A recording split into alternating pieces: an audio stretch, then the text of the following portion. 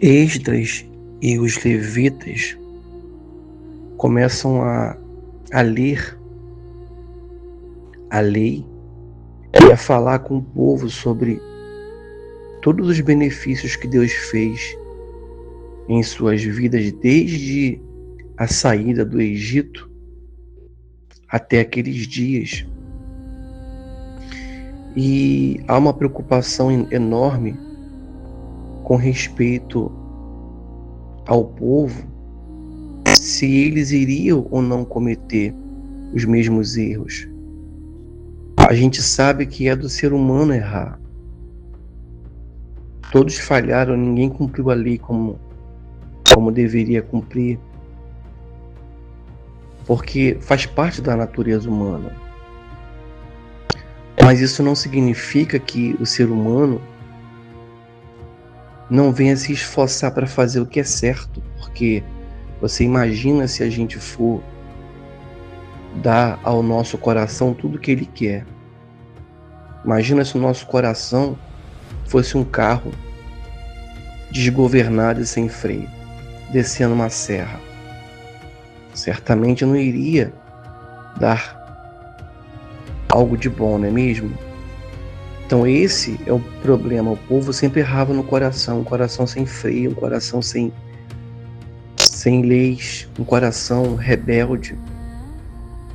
E os profetas estavam nessa oração, fazendo confissões e lembrando o povo.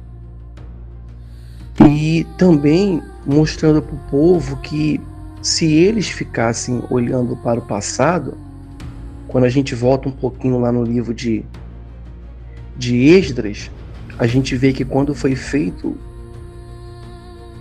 o início do primeiro templo, a gente vê que tanto os sacerdotes como o povo olharam para o templo pequeno em comparação ao templo de Salomão, que era muito maior em toda a sua existência e glória, e eles então, alguns ficaram felizes porque não tinha referência do que foi o templo, o tamanho do templo, então viram aquele templo novo, pequeno, e para eles estava bom. E os outros que tinham referência, que eram os mais antigos, choraram de tristeza, porque viram que o templo construído não era a sombra do templo, o que foi o templo de Salomão.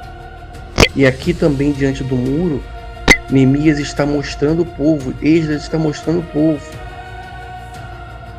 que eles não podem estar presos ao passado, presos aos erros do passado, aos pecados, né? Porque quem está preso ao passado nunca vai poder celebrar o novo. Diante deles estava o novo. Diante daqueles profetas naquela altura lá em Esdras, e os sacerdotes e levitas, como aqui também diante do muro, Deus está pondo o novo, mostrando o novo. E como que a pessoa vai celebrar o novo se ela estiver presa ao passado, ao pecado, aos erros? Ela precisa se voltar para Deus para que ela possa celebrar o novo. O novo é Jesus. Quando o Senhor Jesus entra na vida dela, aquele passado velho fica para trás, aquele passado velho morre. Se o Evangelho entra na vida da pessoa e não transforma ela, é porque ela não teve ainda um encontro com o Evangelho verdadeiro. Porque o Evangelho do Senhor Jesus, ele transforma a nossa vida e nos faz exatamente celebrar o novo, que é Jesus. Então, Esdras estava mostrando isso, né? Mas na frente a gente vai vendo que eles vão mostrando, ensinando o povo que o caminho para que o povo venha ter uma jornada feliz, como eles fizeram aqui esse jejum também, horário nesse sentido, um pouco mais atrás nos capítulos anteriores. Qual que é o caminho para você ter uma jornada feliz? Qual que é o caminho para você ter uma vida nova, para celebrar um novo na nossa vida? O caminho é permitir que o Senhor Jesus ele venha entrar como Senhor sobre a nossa vida. Porque a diferença do primeiro templo para o segundo templo é que o primeiro templo teve a glória de Deus, mas o Senhor Jesus, ele entrou, ele andou no segundo templo, esteve no segundo templo, que representa a nossa vida. Jesus quer entrar em nossas vidas, em nosso coração, né? Como ele entrou pelas portas de Jerusalém, pelo muro naquela altura, né, anos depois, né, que a profecia se cumpriu. Assim ele quer entrar nas portas do nosso coração, na nossa mente, no nosso interior e produzir uma nova pessoa, né? E aí os profetas, junto com os levitas, vão ensinando o povo, vão restaurando as coisas que nunca deveriam ter sido deixadas de lado. Por exemplo, né, aqui também fala sobre o ano sabático, que o povo, naquela ganância de prosperar, naquela ganância de ter recursos, de ter dinheiro, né, se esqueceram que Deus, ele sempre foi, ele é o principal provedor de tudo. Deus é o principal provedor de tudo. Então o povo, né, o ano sabático determinado por Moisés, né, era um ano em que eles tinham que trabalhar 6 anos e o 7º ano a terra tinha que descansar, ficar parada, não podia fazer comércio, não podia plantar, não podia fazer nada, tinha que ficar 1 ano a terra descansando. Com qual objetivo? Naquele ano em que a terra ficava parada, descansando, a terra naturalmente produzia frutos.